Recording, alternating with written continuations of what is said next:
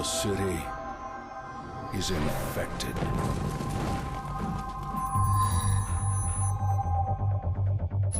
You are the cure. So tell us a little bit about Crackdown 2. So it's kind of bigger, better, badder than Crackdown 1. Really, at the end of Crackdown 1, you release some freaks from the science area.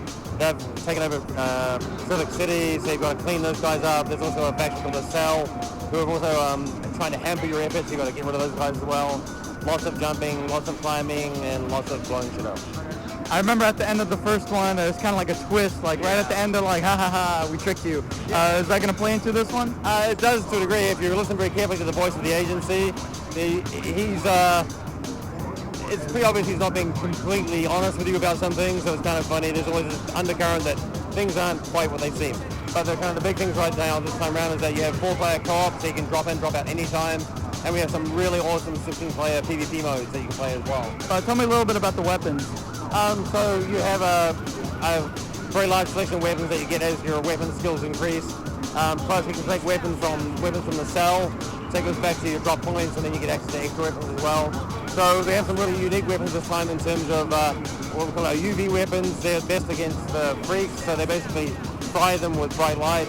And we have some really interesting things called mag grenades, where you can basically attach them to an object, and then effectively they're like a giant magnet, and you can actually use them as slingshots and other crazy things, so they're pretty hilarious. So we're back in Pacific City, is it? Yeah, back in Pacific City. The skyline looks somewhat familiar, but if you look at it very closely, it's been really destroyed by the freak virus and the cell. So there's a lot of work on it to actually kind of trying to keep it looking familiar, but at the same time changing everything. So the street layout is exactly the same, but all the buildings have changed. How much into the future are we from the first 10 years. 10 years, wow. Tell me a little bit more about online. What kind of modes are we going to see? Yeah, so there's a 4-player co-op, and it's actually interesting because there's a bunch of stuff that you can only do if you're playing cooperatively. The really cool thing about the 4-player co-op is that when you go into somebody else's co-op game and you collect orbs or abilities, you can take those back into your own game with you. And it's really cool. You can just drop in and drop out at any time. And like I said, there's 16-player PvP, which has some really, really Crackdown-like gameplay with rocket tag and a few other things that's kind of fun.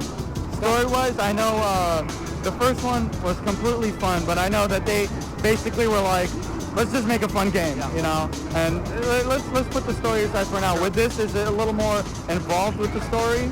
There's still a story there. It really is a backdrop to the city, because the city really is the focus of the game. But yeah, there's a story which has evolved from the first game, which really just kind of tries to draw you in a little bit if you're not familiar with the game itself.